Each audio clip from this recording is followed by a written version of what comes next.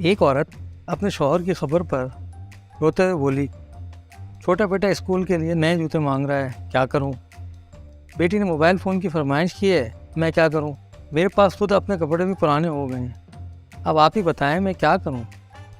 कब्र के अंदर से गुटी गुटी आवाज़ आई, मर गया हूँ, सऊदीया नहीं गया। बीवी, हमारी पड़ोसन हर महीने अपने शौहर के साथ घूमने जाती है।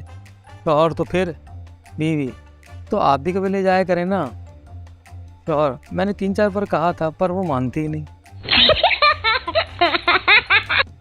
सरदार, जनाब मुझे 2 साल पहले बुखार हुआ था। डॉक्टर, तो अब क्या हुआ है?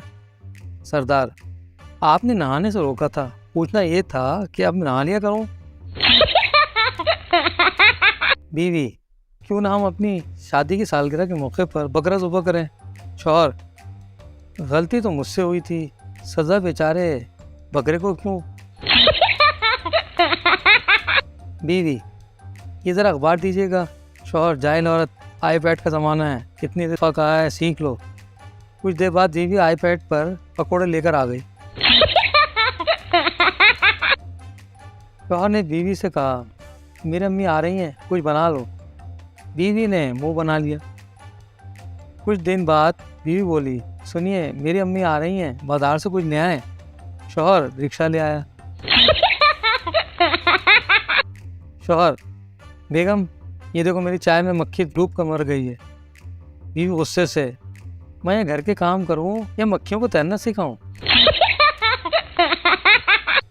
नन भाभी से, भाभी आप इतनी अच्छी चटनी कैसे बना लेती हैं? भाभी, चटनी बनाते वक्त तुम्हारी तरफ ध्यान कर लेती हूँ, कूटने में बहुत आसानी हो जाती है।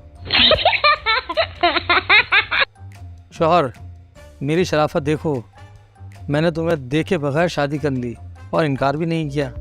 बीवी, और मेरी शराफत देखो, मैंने तुम्हें देख कर भी इनकार नहीं किया।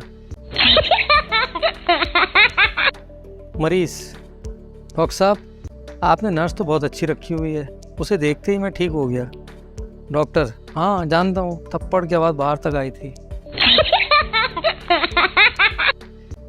हमारी वीडियो आपको कैसी लगी?